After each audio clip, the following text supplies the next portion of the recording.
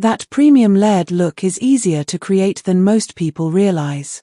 Today, how to explore stacked frame compositions. Open Canva and create a 1080 by 1080 canvas.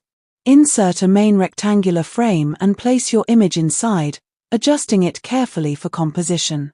Duplicate the frame multiple times, enlarging each layer slightly and reducing opacity to create a stacked depth effect behind the main image.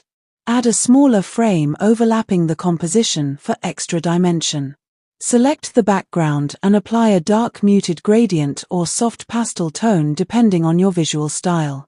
Add subtle blur or shadow effects to increase realism. Use position tools to control the stacking order carefully.